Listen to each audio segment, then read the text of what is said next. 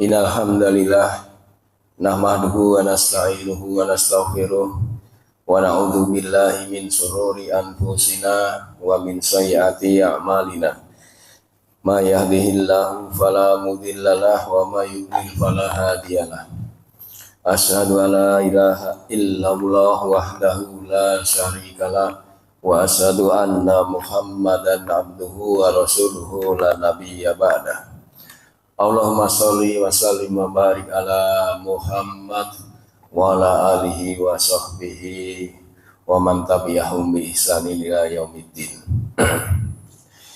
Jamaah Masjid Anas rahimakumullah, kita panjatkan puja dan puji syukur kehadirat Allah Subhanahu wa taala yang tak henti-hentinya terus memberikan nikmat kepada kita semua, sehingga di pagi hari ini kita masih diberi kesempatan untuk mendapatkan berbagai manfaat dan kita menjalankan perintah Allah berupa sholat subuh berjamaah yang insya Allah dilanjutkan dengan muzakarah, yaitu thalabul ilmi, untuk mengupgrade diri kita, menambah pengetahuan tentang agama ini.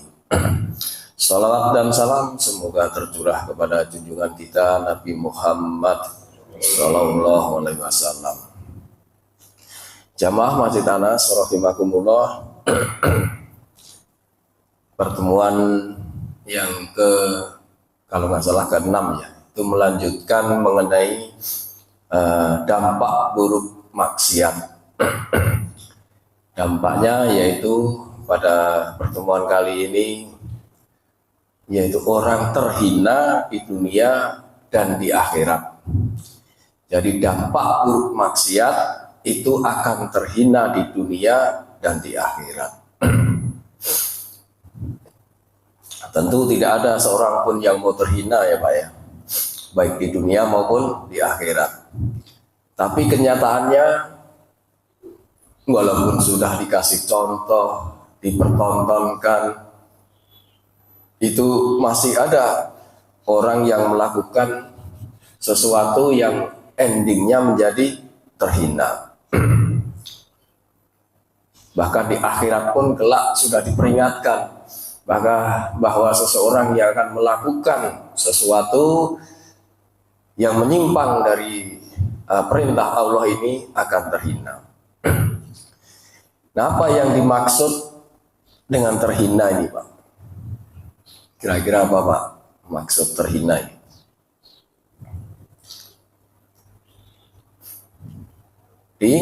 Direndahkan, dipermalukan, terus apalagi dianggap nggak penting itu Pak ya. Ya, apalagi di mata Allah.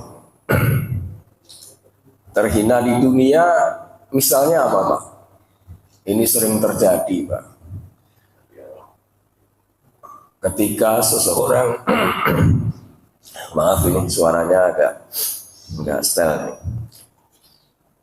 Ya, dampak buruk di dunia ini ketika seseorang misalnya ada yang tidur di hotel bersama WTS, nggak usah dihaluskan PSK Pak, WTS ya WTS, pelacur ya pelacur, lalu ketangkep atau mati, ada kan contohnya Pak itu menjadikan dirinya terhina karena bermaksiat. Itu baru di dunia. Apalagi orang yang koruptor dipakein rompi orange, udah itu. Ya, itu sedang dihinakan. Tapi karena dasar nggak punya malu, Pak. Kebanyakan orang nggak punya malu, apalagi yang lagi enak-enaknya itu melakukan perbuatan yang sudah dicontohkan tadi, sudah dipertontonkan lagi, diulang-ulang terus. Padahal endingnya itu pasti terhina. Nah, kehinaan-kehinaan tersebut timbul karena kemaksiatan. Dampak maksiat jadi terhina. Yang menghina siapa Pak? Yang menghina, yang terhina itu Pak. Yang menghina Allah. Bisa Allah, bisa manusia. Karena Allah menghina di dunia itu bisa saja dengan membuka aibnya. Tadinya udah rapi, Pak, nggak bakal ada orang yang tahu. Ya. Ternyata dibuka oleh orang ya, Pak ya, nggak usah disebut ya. Akhirnya heboh. Ini asli apa enggak ini? Ya. Itu akibat khoswah apa ya? Tersembunyi, kemaksiatan yang tersembunyi. Ya, kalau Allah mau menghinakan, tinggal Allah buka aja. Ya. Kalau Allah menghinakan di akhirat, nanti diceritakan di Al-Quran itu ada yang mukanya diseret, mukanya disungkurkan, yang ujung-ujungnya dimasukkan dalam neraka. Nah, Allah ini berkuasa menghinakan. Ya nggak, Pak? Allah lah yang menghinakan, tapi Allah juga yang memuliakan. Bapak buka surat Ali Imran, Pak. Ayat 26. Udah hafal semua kan? Qulillahumma malikal mulki tu'til mulka man tasha wa tanzi'ul mulka mimman tasha wa tu'izzu man tasha wa tudhillu man tasha biyadikal khair innaka ala kulli syai'in qadir. Katakanlah Muhammad, wahai Tuhan pemilik kekuasaan, Engkau berikan kekuasaan kepada siapa yang kau kehendaki, dan Engkau cabut kekuasaan dari siapapun yang Engkau kehendaki. Engkau muliakan siapa yang Engkau kehendaki, dan Engkau hinakan. Nah, ini hinakan ini, Pak, siapa yang Engkau kehendaki. Di tanganmu lah segala kebaikan, sungguh Engkau maha kuasa atas segala sesuatu. Al-Imran 26. Jadi mutlak milik Allah yang memberikan kemuliaan maupun penghinaan. Nah, kenapa Allah ini menghinakan? Bisa jadi dihinakan itu karena memang sudah keterlaluan, Pak, melampaui batas, kebangetan gitu ya, Pak. Hutan di depan nggak kira-kira, tambang dikeruk nggak kira-kira, Pak. Laut diuruk, Pak, itu udah. Kalau Allah berkehendak, pasti nanti akan muncul polemik. Nah, itulah bibit-bibit kehinaan. Nah, Allah menghinakan ternyata tidak hanya manusia saja, Pak. Allah juga menghinakan dunia, Pak. Karena dunia ini yang dicari, yang kita apa tuh? Tadi yang dicari-cari dunianya, tapi ternyata dunianya ini juga dihinakan oleh Allah. Nah, minggu kemarin sudah saya sampaikan nih, barang siapa yang ingat ini mengenai dunia ini hina, Pak. Bahkan lebih hina dari, ada yang ingat? Dari bangkai kambing, Pak. Iya. Jadi orang yang nempel dengan dunia itu nyesel, Pak. Karena ternyata apa yang dia dapatkan, yang dia cintai gitu, hubud dunia itu sampai begitu ya, maka itu dikatakan lebih hina daripada bangkai kambing. Kita bacakan hadisnya, Pak ya. Maka dunia itu kita cari biasa saja, Pak, nggak usah ngoyo-ngoyo gitu, Pak.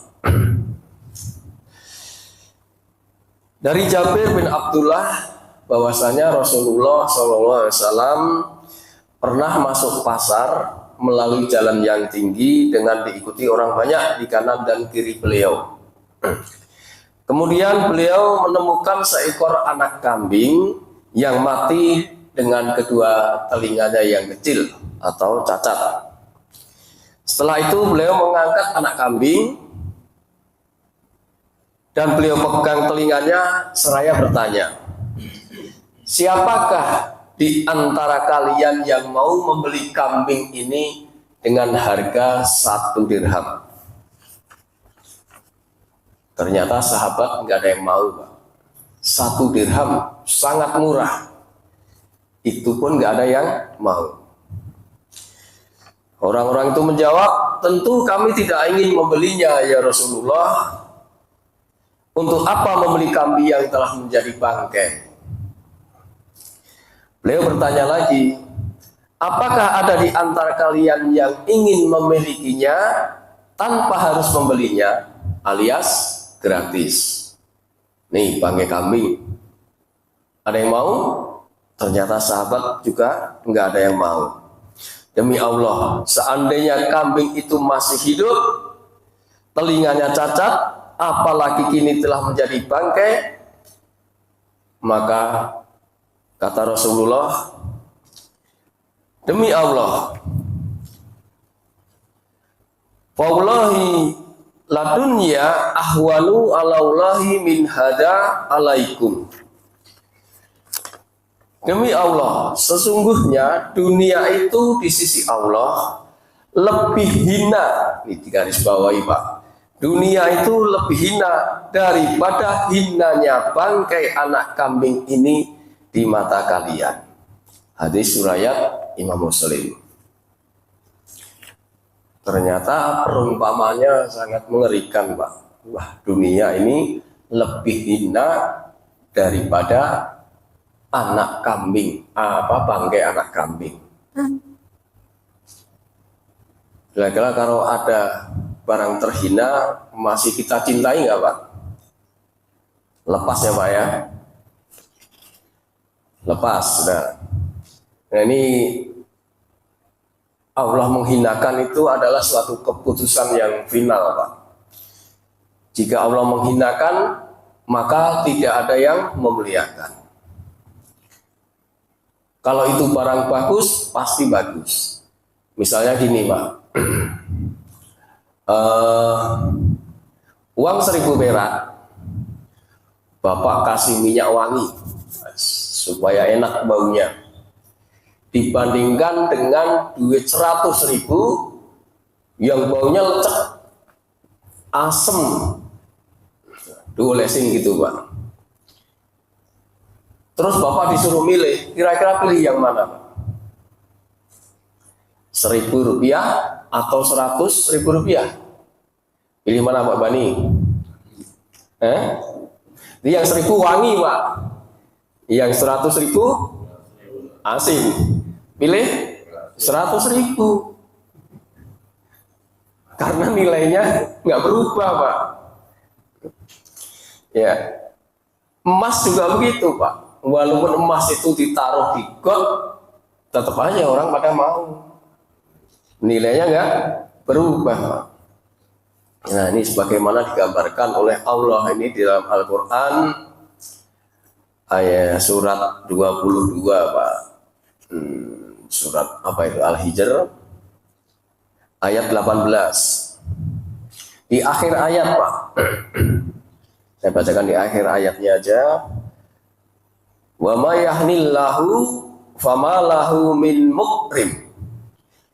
Innallaha yaf'alu ma yasha. Barang siapa dihinakan Allah, tidak ada seorang pun yang akan memuliakannya. Sungguh Allah berbuat apa saja yang Dia kehendaki. Ya, seperti tadi contohnya, Pak. Contoh lagi yang boleh jadi orang belum tahu atau belum sadar bahwa seseorang yang minta jabatan dan tidak amanah, kelak di hari kiamat Allah akan hinakan. Nah, ini menjelang pemilu, nah biasanya ini pada minta jabatan, ya.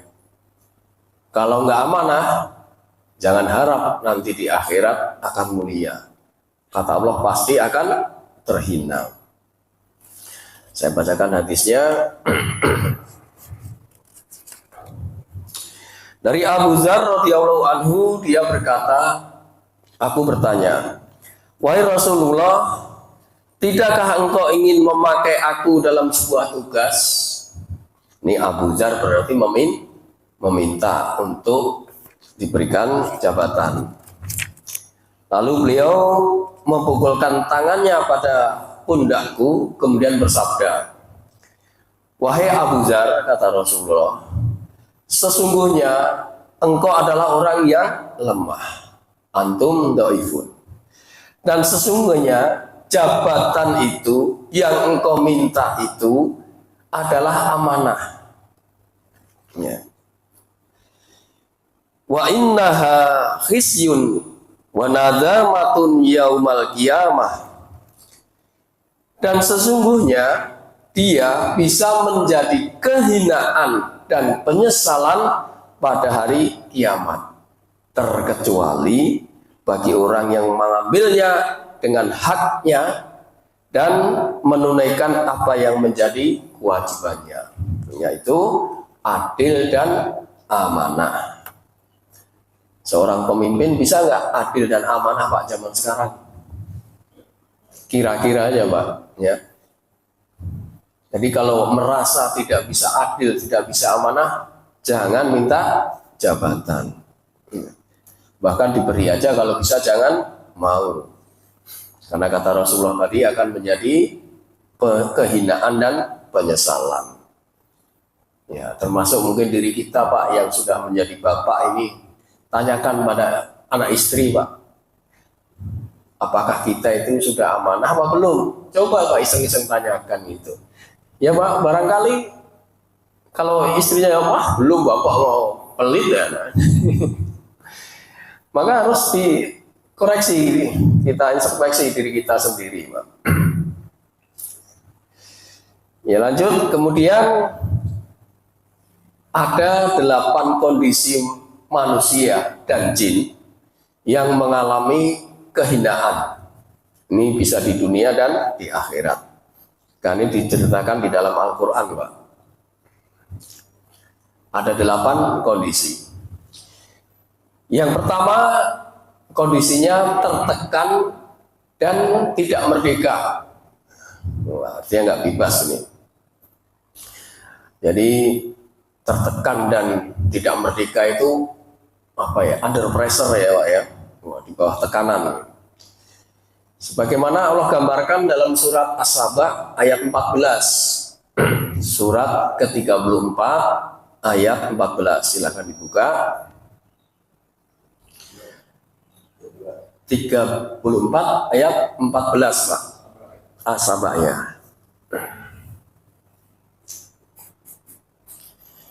Falamma fadaina alaihil mauta ma dallahum ala mautihi illa dhabbahul ardi ta'kulu min sa'atah falamma kharra tabayyanatil jinnu allau kanu ya'lamuna ghaiba ma labisu fil adabil muhin itu hina. Maka ketika kami telah menetapkan kematian atas Sulaiman, tidak ada yang menunjukkan kepada mereka kematiannya itu kecuali rayap yang memakan tongkatnya. Jadi jinnya nggak tahu Pak ini. Maka ketika dia telah tersungkur, Nabi Sulaiman tersungkur, jatuh, taulah jin itu bahwa sekiranya mengetahui yang gaib, tentu mereka tidak tetap dalam siksa yang menghinakan. Jadi maksudnya gini Pak, jin sendiri tidak tahu, jin itu kan gaib, tapi dia sendiri tidak tahu yang gaib. Buktinya apa? Ketika Sulaiman sudah meninggal, dia nggak tahu, kecuali ketika tongkatnya tersungkur jatuh, baru ketahuan bahwa Nabi Sulaiman telah meninggal.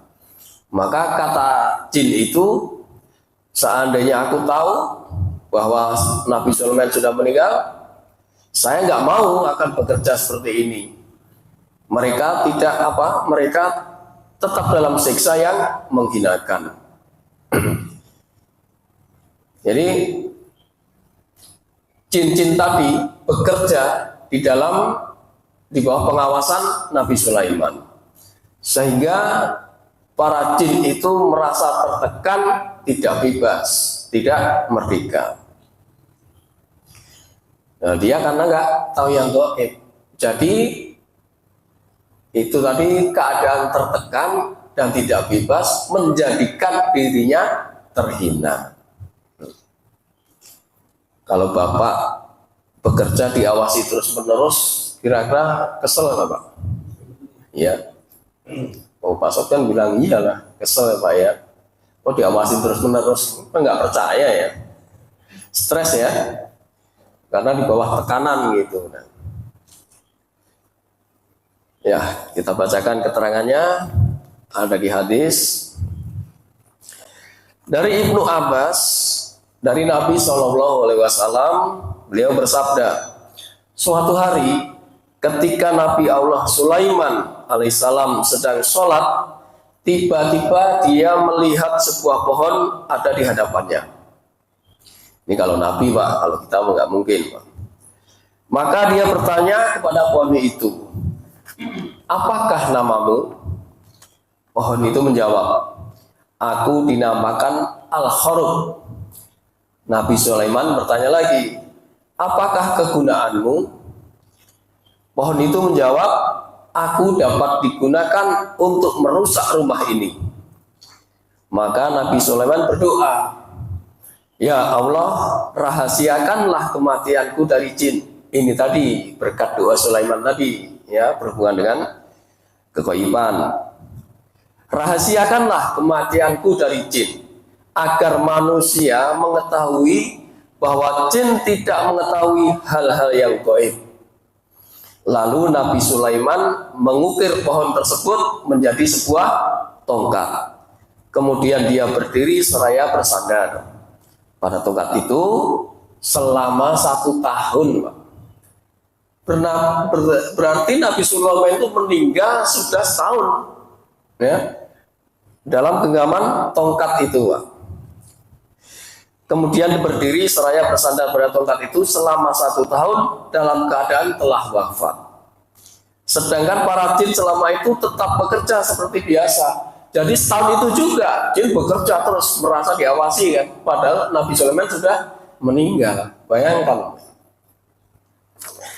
Nah, pada akhirnya ketika tongkat itu dimakan oleh rayap dan Nabi Sulaiman roboh ke tanah, maka jelaslah bagi manusia bahwa seandainya jin-jin saat itu mengetahui perkara yang gaib, tentulah mereka tidak akan tinggal selama 1 tahun dalam siksaan yang menghinakan. Hadis riwayat Imam Ahmad. Ya, jelas ya Pak ya? Nah, ini orang yang terhina itu dalam tekanan dan tidak merdeka. Jadi contohnya di Quran, ya, dilakukan oleh Nabi Sulaiman terhadap jin-jin itu yang menjadi pekerja-pekerjanya. Kemudian yang kedua, kita kebut nih, mudah-mudahan sampai ini. Kondisi terhina itu terpojok, tersudut, maju kena, mundur kena. Ini tentu contoh di akhirat ini Pak. Orang yang tertunduk, terpojok itu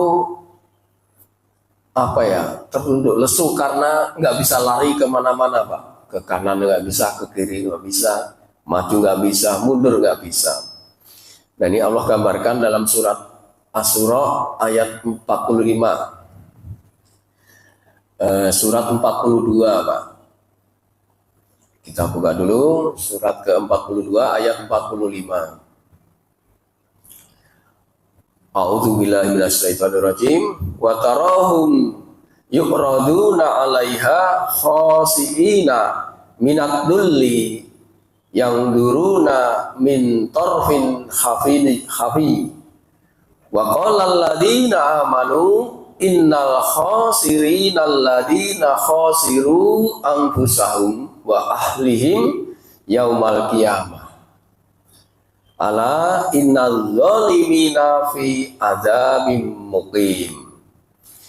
Dan kamu akan melihat mereka dihadapkan ke neraka. Wah, jadi mereka diperlihatkan, Pak, dalam keadaan tertunduk karena merasa hina. Mereka melihat dengan pandangan yang lesu, pucet, Pak. Dan kemudian orang-orang beriman itu berkata, sesungguhnya orang-orang yang rugi ialah orang yang merugikan dirinya sendiri dan keluarganya pada hari kiamat. Ingatlah, sesungguhnya orang-orang yang zalim itu berada dalam azab yang kekal. Ini orang yang terhina nanti di akhirat nggak bisa kemana-mana, sudah terpojok, Pak. Nggak bisa ngeles, nggak bisa memberi alasan apa saja, ya. Apalagi udah diperlihatkan tempat duduknya, Pak, semakin pucet. Itu baru diperlihatkan, belum disiksa, Pak. Tapi melihat neraka itu sudah siksaan. Nah, inilah hebatnya Allah itu, memberikan teror kepada orang-orang yang ketika di dunia berbuat zalim. Ya, terus lanjut yang ketiga, kondisinya orang yang terhina itu kalah dalam setiap hal dan menang apabila ditolong Allah. Ini ada di Ali Imran ayat 127, surat ketiga ayat 127. A'udzubillahi minasyaitonirrajim. Liyaqta'a sarafam minal ladzina kafaru aw yaqbitahum fayanqalibu khaibin. Allah menolong kamu pada perang Badar dan memberi bantuan adalah untuk membinasakan segolongan orang kafir atau untuk menjadikan mereka terhina sehingga mereka kembali tanpa memperoleh apa-apa. Artinya kalah.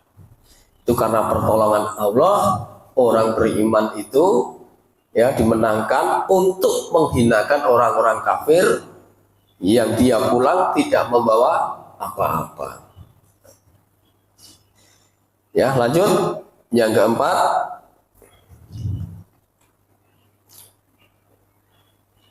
orang terhina kondisinya itu dia selalu butuh pertolongan orang, Pak. Apa saja dia minta pertolongan orang. Sebaliknya, orang yang suka menolong maka ia akan mulia. Tinggal pilih, Pak. Jadi jangan dikit-dikit minta tolong kepada manusia. Jika tidak sangat perlu sekali dan bisa dijalankan sendiri, lebih utama gitu, Pak. Jalankan sendiri. Ini Al-Quran yang bilang, Pak, ada di surat Al-Isra ayat 111.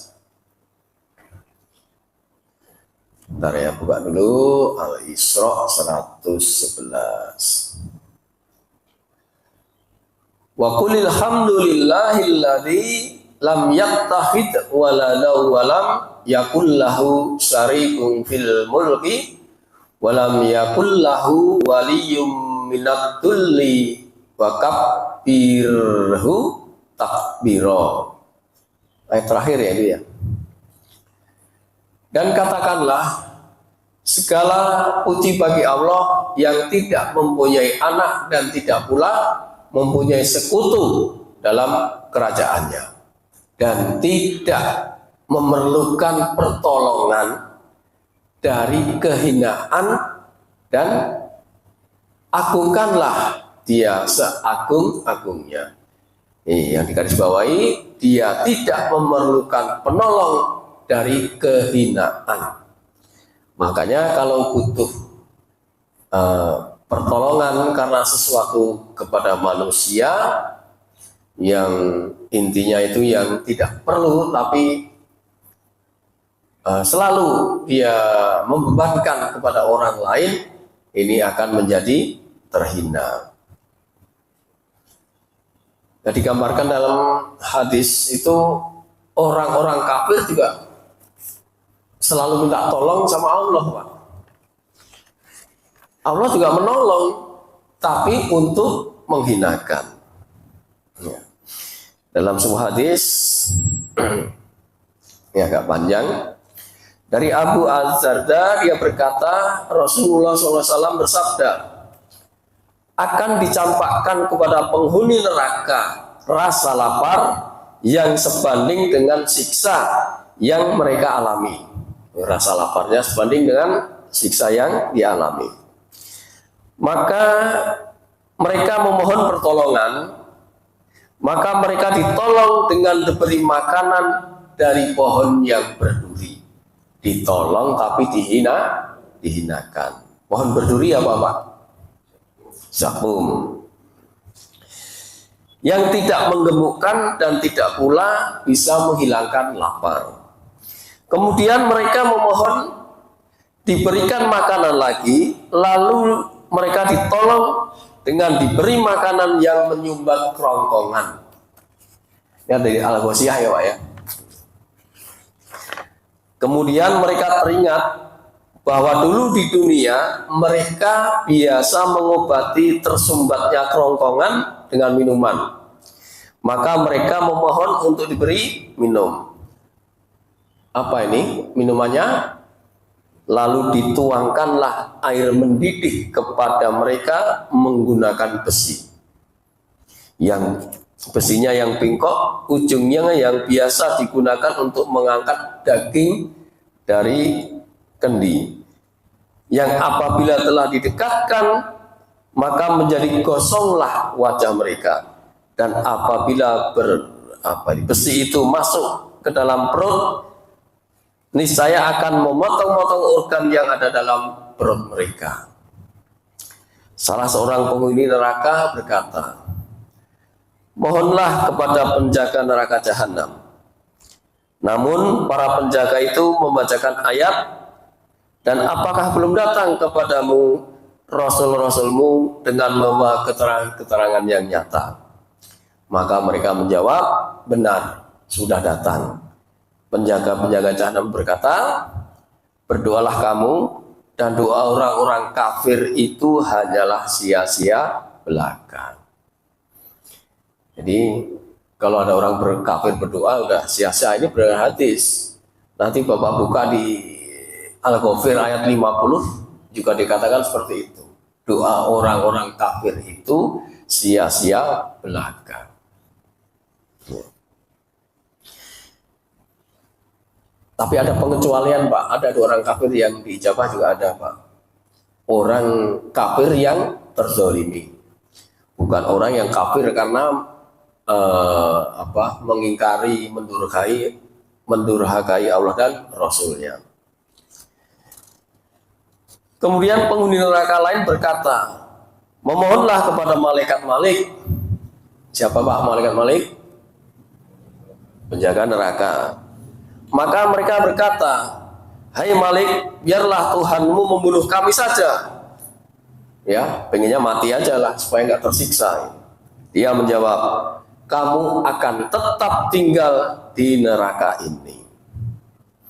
Nah, ini digambarkan di surat Al-Zukhruf ayat 77. Penghuni neraka yang lain berkata, mohonlah kepada Rob kalian, karena tidak ada siapapun yang lebih baik daripada Rob kalian. Lalu mereka memohon, ya Tuhan kami telah dikuasai oleh kejahatan kami, dan adalah kami orang yang sesat. Nah, ini orang-orang yang sesat, hati-hati. Keluarkanlah kami, ya Tuhan kami, keluarkanlah kami daripadanya, dan kembalikanlah kami ke dunia. Kalau udah di akhirat mah dunia udah rusak. Maka jika kami kembali juga kepada kekafiran, sesungguhnya kami adalah orang-orang yang zalim. Lalu Allah menjawab kepada mereka, ini jawabannya,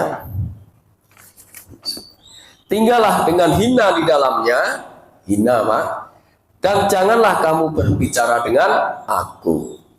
Hadis surat Tirmizi. Ya, ini nggak usah komplain, maksudnya gitu. Udah kamu tetap tinggal di neraka karena perbuatanmu sendiri. Ketika di dunia kamu berbuat zalim, kamu tidak mau mengikuti perintah Allah, bahkan kamu malah mengingkari. Kemudian yang kelima, nah ini yang lebih dalam tanda kutip lebih sadis lagi nih Pak.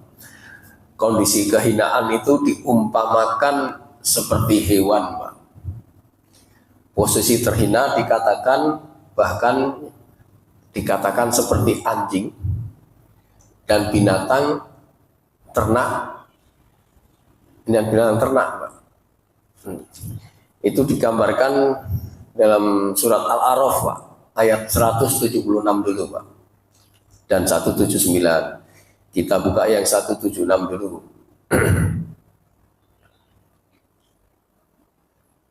Kita bacakan artinya aja ya, untuk meningkat waktu.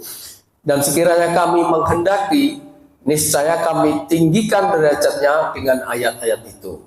Tetapi dia cenderung kepada dunia dan mengikuti keinginannya yang rendah. Maka perumpamaannya seperti anjing. Ini Allah yang bilang nih Pak. Maka perumpamaannya seperti anjing. Jika kamu menghalaunya, tetap dijulurkan lidahnya. Kamu biarkan, juga tetap menjulur lidahnya.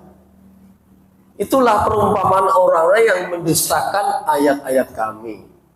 Maka ceritakan kisah ini kepada mereka agar berpikir. Dengar azan cuek aja. Ada Quran diem aja. Bahkan malah didustakan. Nah ini diumpamakan oleh Allah orang yang mengingkari, mendustakan ayat-ayat kami seperti anjing. Kemudian di ayat 179-nya 179 masih Al-A'raf, dan sungguh akan kami isi neraka jahanam banyak dari kalangan jin dan manusia. Mereka memiliki hati tetapi tidak dipergunakan untuk memahami ayat-ayat. Ya, memiliki hati tapi tidak untuk dipergunakan memahami ayat-ayat. Dan mereka memiliki mata tetapi tidak dipergunakan untuk melihat tanda-tanda kekuasaan Allah. Dan mereka mempunyai telinga, tapi tidak dipergunakan untuk mendengar ayat-ayat Allah. Maka kata Allah apa? Ulaika kal an'am. Mereka seperti binatang ternak. Balhum adol, bahkan lebih sesat. Tuh. Jadi kalau sebaiknya kita terus berinteraksi Pak ya dengan Al-Quran ini, agar apa yang diperintahkan dilarang oleh Allah itu kita menjadi tahu untuk dilaksanakan, diaplikasikan dalam kehidupan kita sehari-hari. Nah itu perumpamaan orang-orang yang mendustakan ayat tadi seperti anjing dan binatang ternak, bahkan lebih sesat. Tapi orang beriman juga ada perumpamaannya Pak. Ini orang beriman Pak. Tapi nggak hina orang beriman. Perumpamaannya seperti apa Pak? Seperti lebah Pak. Nah, ini yang punya pabrik lebah nih. Dari Abdullah bin Buraidah, dia berkata, Rasulullah SAW bersabda, sesungguhnya Allah membenci perbuatan keji dan membenci orang yang berbuat keji.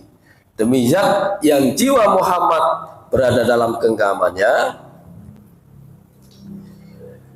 inna masalal mu'minin lakama salin nahlat. Sungguh perumpamaan seorang mukmin adalah seperti lebah. Dia makan yang baik-baik dan mengeluarkan yang baik-baik. Jika dia hinggap, dia tidak membuat dahan itu patah atau rusak.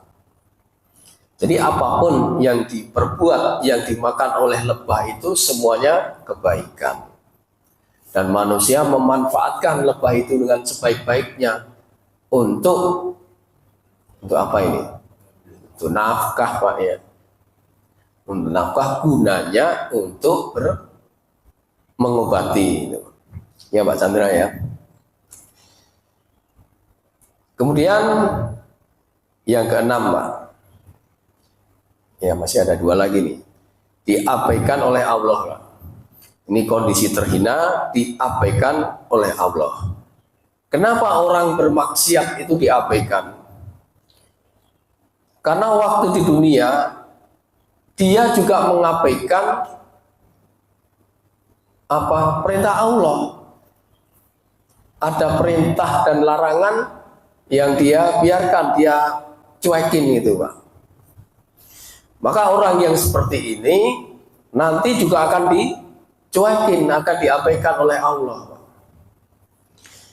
Maka ketika seseorang masih punya kesempatan untuk berinteraksi, untuk menggali agama ini, maka teruslah kita berinteraksi dengan Al-Quran. Kata Allah dalam surat Toha ya Pak, 124. Sebentar, Toha. Wah, saya nggak sanut ini. Wa ma'aradu an dzikri fa inna lahu ma'isatan dongka. Wa nahsuru yaumal qiyamati akma. Barang siapa yang berpaling dari peringatanku, maka sungguh dia akan menjalani kehidupan yang sempit. Dan kami akan mengumpulkan pada hari kiamat dalam keadaan buta. Itu orang yang berpaling. Nanti akan dikumpulkan dalam keadaan buta. Dan di kehidupan dunia disempitkan, Pak. Lalu orang-orang itu bertanya, qala rabbi lima hasartani a'ma wa qad kuntu basira. Dia berkata, ya Tuhanku, mengapa engkau kumpulkan aku dalam keadaan buta, padahal dahulu waktu di dunia aku melihat. Maka kata Allah, qala kadzalika atatka ayatuna fanasitaha wa kadzalika yaumal tunsa. Allah berfirman, demikianlah dahulu telah datang kepadamu ayat-ayat kami dan kamu mengabaikannya. Jadi begitu pula pada hari ini kamu diabaikan. Ya.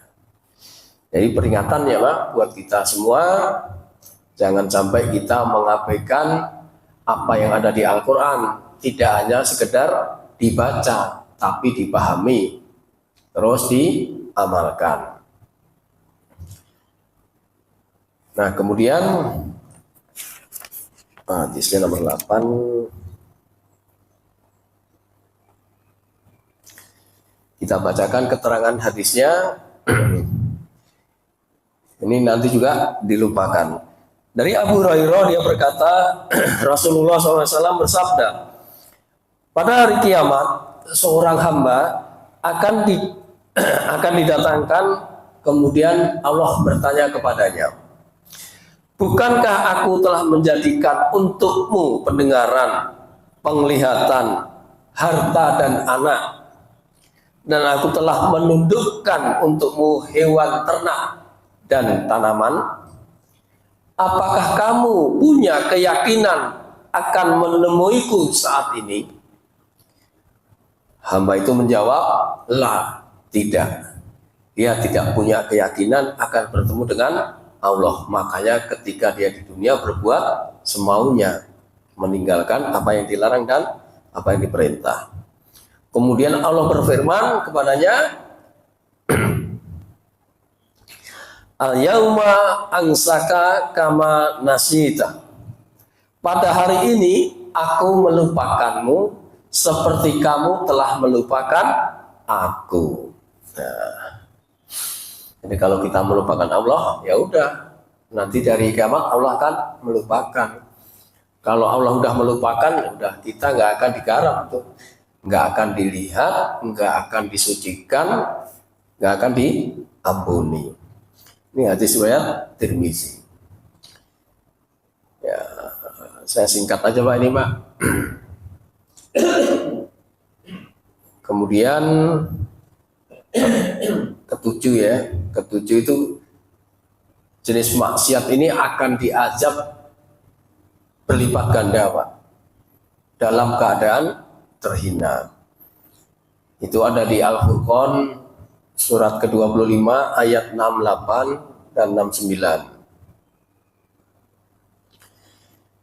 Dan orang-orang yang tidak menyekutukan Allah dengan sembahan lain dan tidak membunuh orang yang diharamkan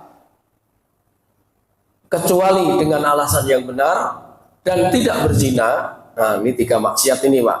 Ya, syirik, membunuh yang bukan hak, dan berzina.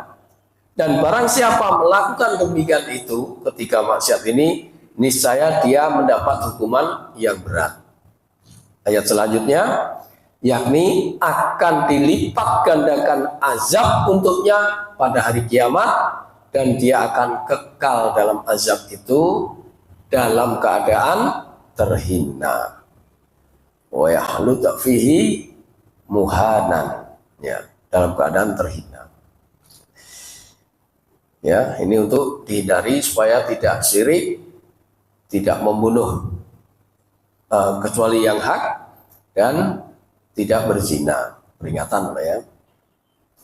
Kemudian yang terakhir, puncaknya orang terhina itu pasti dimasukkan neraka.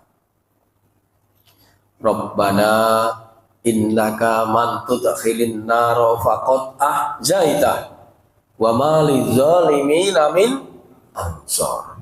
Ya Tuhan kami, sesungguhnya orang yang Engkau masukkan ke dalam neraka, maka sungguh Engkau telah menghinakannya, dan tidak ada seorang penolong pun bagi orang yang zalim. Ya, itu ujungnya orang-orang yang bermaksiat akan dimasukkan dalam neraka dalam keadaan terhina. Maka judulnya tadi terhina di dunia dan di akhirat. Terakhir, golongan yang dihina Allah atau mendapat hinaan Allah. Ini sebenarnya ada 6. Ini saya create aja, yaitu yang mendapat hinaan itu adalah golongan orang yang sombong, orang yang cinta dunia, lupa akhirat, dan zalim dalam urusan waris. Tiga ini mana Pak yang perlu dijelaskan ini Pak? Ini agak panjang nih soalnya, takut waktunya habis ini. Mungkin yang waris saja Pak ya. Ini karena riskan ini, paling riskan karena banyak orang yang tidak mau belajar mengenai faraid ini Pak. Kalau tadi golongan sombong ya, nanti pada bab sendiri mengenai kesombongan. Kemudian lupa akhirat, cinta dunia lupa akhirat. Sekarang saya sampaikan yang mengenai waris. Bentar.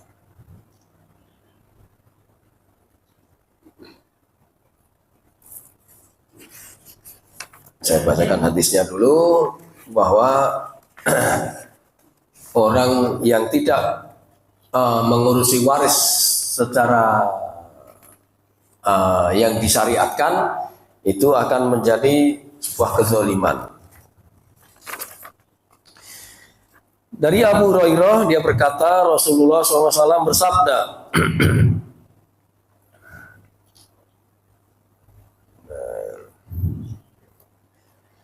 sesungguhnya ada seseorang laki-laki yang melakukan perbuatan baik selama 70 tahun. Lalu ketika berwasiat, dia berbuat zalim dalam wasiatnya hingga kehidupannya diakhiri dengan seburuk-buruk amalan. Maka dia pun masuk neraka. Dan sesungguhnya ada seorang laki-laki yang melakukan perbuatan buruk selama 70 tahun. Lalu ketika berwasiat, dia berbuat adil hingga kehidupannya diakhiri dengan sebaik-baik amal. Maka dia pun masuk surga. Dan jika kalian berkehendak, bacalah hukum-hukum tersebut. Ada ketentuan-ketentuan dari Allah. Barang siapa taat kepada Allah dan Rasulnya, niscaya Allah memasukkan ke dalam surga yang mengalir di dalam sungai-sungai dan seterusnya. Dan barang siapa yang mendurhakai Allah dan Rasulnya dan melanggar ketentuan-ketentuannya, ini melanggar berkaitan dengan warisan ini, Pak. Ya, tidak mengikuti syariat.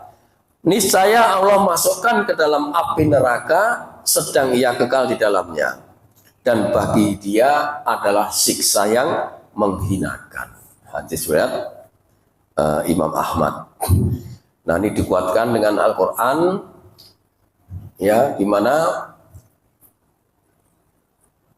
di surat keempat, Pak, surat An-Nisa ayat 14. Wa ma yasillaha wa rasullahu wa yatawadda hududahu yutakhilhu naron khalidan fiha walahu adabun muhin. Dan barang siapa yang mendurhakai Allah dan Rasulnya dan melanggar batas-batas hukumnya, niscaya Allah masukkan ke dalam api neraka, kekal di dalamnya, dan mendapat azab yang menghinakan. Ya, An-Nisa ayat 14.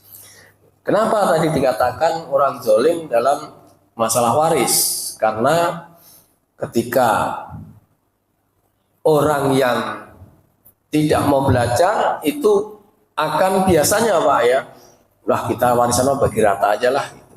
Ya, Pak, biasa gitu. Nah, ini melanggar syariat Allah. Sejatinya harta itu kan titipan Allah. Maka ya kembalikan kepada Allah. Caranya gimana? Caranya gimana, Pak, mengembalikan harta? Lihat An-Nisa ayat 11-12 itu, Pak, mengenai warisan. Cara Allah mengembalikan titipan itu seperti itu. Ya, laki-laki dapat satu, perempuan dapat setengahnya. Kalau bapak meninggal punya anak dapat sekian, itu semua ada aturan dari Allah semuanya. Nah, kalau dilanggar dari batas-batas hukumnya tadi, maka akan dimasukkan ke dalam neraka. Jadi perlu kehati-hatian pada diri kita semua bahwa waris itu harus mengacu kepada syariat agar kita bisa selamat. Ya. Nah, supaya tidak terhina, maka kita senantiasa untuk berinteraksi dengan Al-Quran, Pak. Tidak hanya sekedar membaca, tapi memahami dan mengamalkan. Syukur-syukur bisa mendakwahkan, Pak. Baik dalam keluarga sendiri, sahabat sendiri, maupun kepada khalayak. Berusaha terus memenuhi perintah dan larangannya. Lalu jangan mengejar sesuatu yang hina, Pak, yang diperumpamakan dengan dunia ini. Nah, saya kira itu saja ya. Mudah-mudahan ada manfaatnya. Kita baca kafaratul majlis. Subhanakallahumma wa bihamdika asyhadu an la ilaha illa anta astaghfiruka wa atubu ilaik. Nasrun minallah wa fathun qarib wa basyiril mu'minin. Wassalamualaikum warahmatullahi wabarakatuh.